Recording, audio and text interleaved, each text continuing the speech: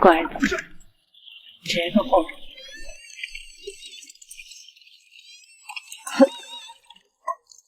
老周刚刚出狱，就找了个陪游女，搭着出租，他来到郊区宾馆地下2层的车库里，乌烟瘴气，聚集着一群以偷车为生的盗贼。他们传业授盗，教授着偷车知识。一拍2零3大户，一拍2零测点命。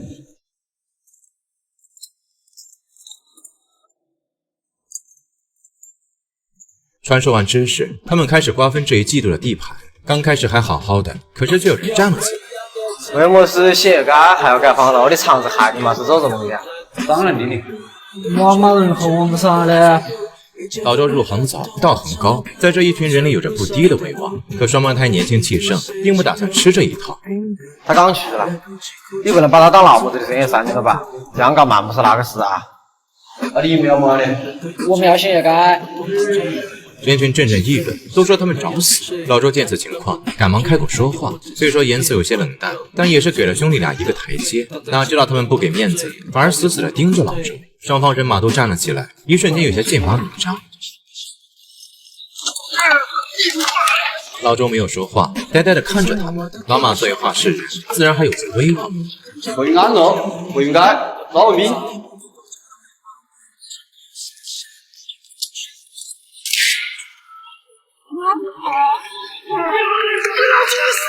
开枪之后，场面瞬间失控，他们招式尽出，完全没有留手。那睚眦欲裂的表情，说起来弄死对方。就在2伙人马交手之间，老周的眼睛里也露出了狠毒。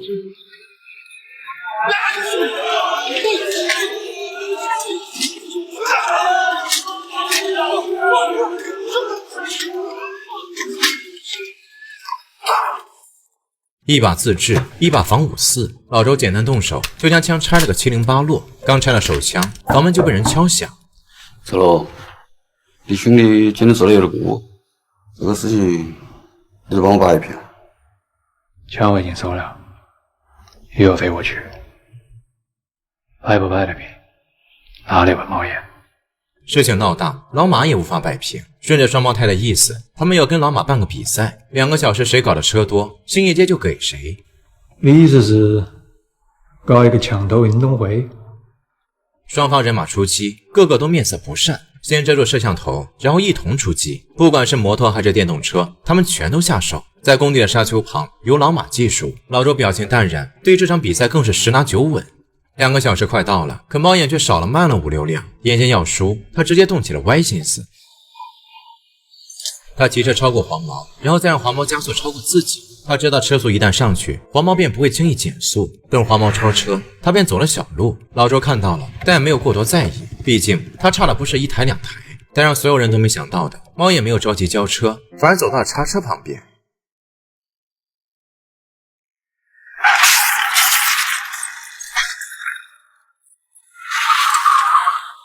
老周懵了，一瞬间大脑空白，他扔下摩托，缓步向前。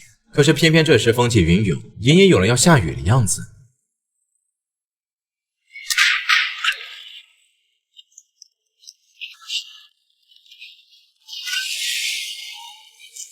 老周赶忙爬起，猫眼也上前查看，只是天色昏暗，他一时看不清楚。老周趴在水里一动不动，只是用那泛红的眼白死死地盯着上面。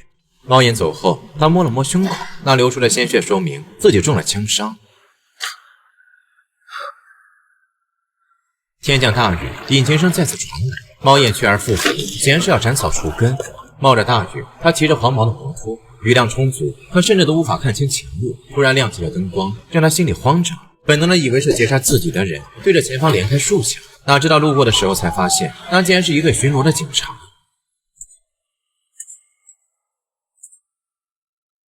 他被兄弟送到了宠物医院，费尽全力才取出弹头。敌人半路停车，扔掉了所有手机。如此卓越的反侦查能力，一时让警察头疼不已。随即马上向社会发布了通缉令，悬赏金额更是高达30万现金。听闻自己如此值钱，一个想法也在老周的脑子里诞生。他让兄弟通知自己的同乡华哥，然后让同乡去找自己的老婆。只是老周这60万的身价人尽皆知，华哥的眼睛里也有了不同的意味。他安排手下的陪游女出面，和老周的爱人详谈。换了身衣服，他们就来到了约好的馄饨馆。广场上音乐躁动，一群穿着闪光鞋子的人们欢快地跳着舞。刘爱爱替换了华哥，而华哥则开始观察起了局势。为了不引人注目，他们之间几乎没有交流。可女人看了看四周，就察觉到了不对。门口那个人晃晃荡荡，显然是有着身份。只要他们把人交给老周的人，这一切就都结束了。见周嫂身边没人，他们就想上前，可突然的爆米花声响却让他停住了脚步，然后开始缓缓后退，紧接着就是落荒而逃。枪声响起了一片，警察在四处搜索，宾馆老板也身中数枪，已然没了生气，而老周的小舅子也被警察击毙于荒郊野外。街头的双方爆发了冲突，都以为是对方报了警，而争执之后，老周的目的才显现出来。我跟你实话实说，龙哥向他老婆来举报他，落了30万的赏金，留给他老婆和他。华哥表示自己并不贪图钱财，这事肯定另有隐情。然而周嫂迫于压力，终于说了实话。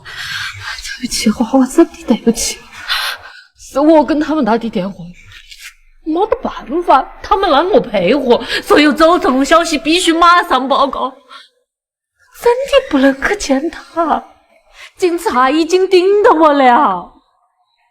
听到这个，华哥马上就意识到了什么，果然在嫂子的包里发现了一部手机。可就在他将手机摔在地上，奋力的踩踏时，嫂子因为害怕，竟然羊角风发作，直直的倒了下去。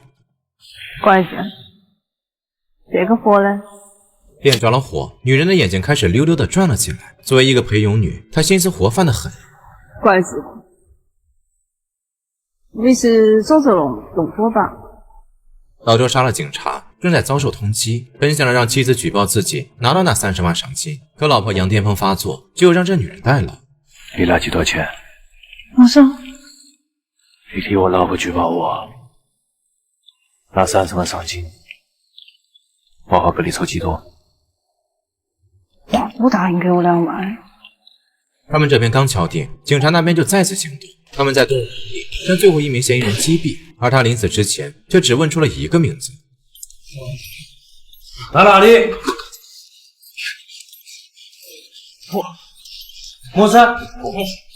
我没事，我承认是不是？等警察来到火车站，二人已经躲藏了起来，因为火车站这个地方只适合妻子举报，既然是游泳女，他们得另想办法。虽说是和刘爱爱第一次相识，但是他已经别无选择。你是陪佣女，来这里报案，他们肯定会怀疑。没有，我们一般都在湖边哈，来找我陪佣，我举报你，警察就不会怀疑了。制定好计划，二人就立马分开。老周找到一处废旧的平房，在屋子里的地板上睡了一觉，然后赶了个大早，开始给自己包扎伤口。他只有自己一人，包扎的方式也有些滑稽，可是如此境地，他已经没了别的办法。拿出零件，他将手枪装好，压满子弹，显然是做好了拼命的准备。恍惚之间，他的眼神竟然有些迷离。时间到了，刘爱精心挑选着衣服，可就在无聊之际，他却发现了天大的秘密。为了找周龙，我把油塘翻个地朝天。那30万赏金，以为老子不想要？反正得把周龙抓去。华哥见他偷听，然后便出言警告，看他们在一起的样子，估计还有更大的阴谋。老周故意留下证据，就是为了告诉警察自己没走，然后便来到湖边，打算与刘爱爱执行计划。可偏偏这时，男人围着女孩左右观瞧，眼中的满意溢于言表。他将300块交给老板，老板便挥手叫来了女孩，然后一个眼神，女孩就跟了上去。刘爱爱跟着男人一路上采买东西，作为陪佣女，她需要准备的东西不少。可是一个转头，她就看到了那个价值30万的杀人犯。她在前面走，男人在后面跟。穿越一片片虚假的钢铁丛林之后，那老板竟然跟了上来。没有办法，女孩只能跟上。见他进了泳装店，女孩便走进了便利店。如此这般，她才有了逃脱的机会。再反观那个老板，拎着个气垫床却丢了人。一群武警官兵走来，女孩吓得赶忙开溜。慌不择路之间，她直接闯进了马戏团的帐篷，而老周也跟了进来。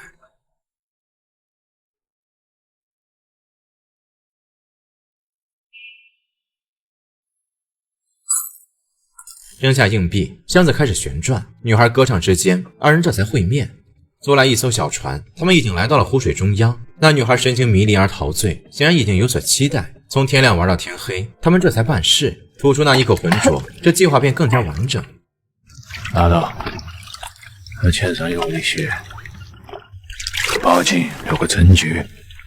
警方已经锁定了区域，只是还没有确定具体位置。为了掩人耳目，所有干警都伪装成了摩的司机，他们一路向前，然后分散开来，似乎抓住老周已经变得迫在眉睫。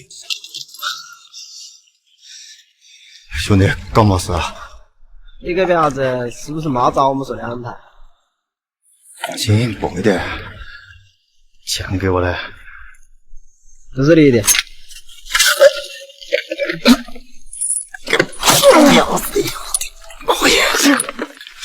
一把钥匙递给了老周，女孩先上楼，15分钟后老周再上去。警方的摸排已经摸到了旅馆附近，通过线人的消息，他们找到了华哥的住址，而这栋楼正是裴勇女所在的地方。就在他们朝着华哥的房间摸过去时，老周已经出现在了3楼，他们上下不足2米，可就是错过了对方。老周进门的时候，警察也走进了华哥的门，楼上一通摔打，顿时就吸引了警方的注意。双胞胎埋伏在屋里，打了老周一个措手不及。你值30万，我不想把你活得把在警察。你晓得我的事情太多了，今个得不住我全兜全。猫眼告诉老周，背叛他的不光有马哥，甚至连他的同乡也早就把他卖了。还是华华的人，哪个人都不是，那婊子就能钱。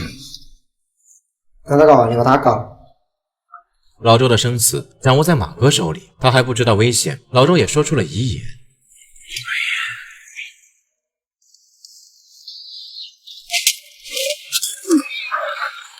猫儿躲避，猫眼还不以为意，听见子弹上膛，老周直接冲了进去，一个摆拳直接将猫儿掀翻，然后拿起雨伞直接给他穿了个透心凉。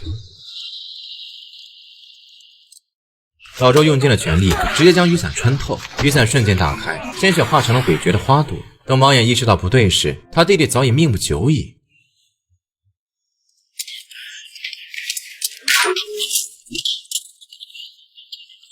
楼上的动静早就惊动了警察，猫眼下意识的一枪，更是震惊了邻里邻居。警察的支援很快赶来，筒子楼顿时就被围了起来。他们要将所有人聚集，要一个个筛查。可是老周却从一个外围房间的窗户纵身逃脱，他直接找到那个裴勇女，顿时就吓得他魂不守舍，几番逃跑，可他就是逃不脱老周的追踪。那小车哒哒作响，就像在敲打心弦一般。慌不择路之下，他跑进了一家工厂，而那老板就好像认识他一样，一眼就看出他是个裴勇女，更是在后门对着他直接侵犯。见男人昏死，刘爱爱赶紧逃离，这次再被老周跟踪，他却已经没了慌张。外面满是摩托，他赶紧走进一家餐馆。你往我房间走。我没得办法，我不敢不听他们的，要不然……我弟多，给我快点起。2碗牛肉面上桌，老周吃了特别满足，只是刘爱爱始终都没有下嘴。老板喊他结账，他便走进到了外屋。老板找钱的时候，他脑子里就有了想法。1碗不够，老周索性吃起了女人的那碗。周遭安静的可怕，他也闻到了死亡。那面条怎么做也做不到嘴里，甚至在颤抖之下全都掉了出来。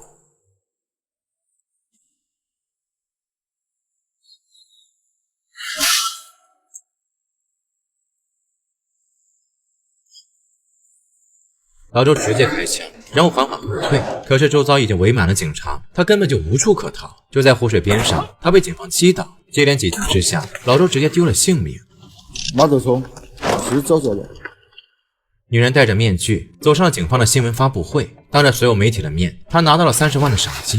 警察队长带着她去银行存款，可是买个烟的功夫，却发现刘爱爱去而复返，手中的袋子正是那30万的现金。或许是察觉到了猫腻，队长一路跟踪。当看到老周的女人时，他顿时就明白了一切。蓦然之间，他就放弃了跟随。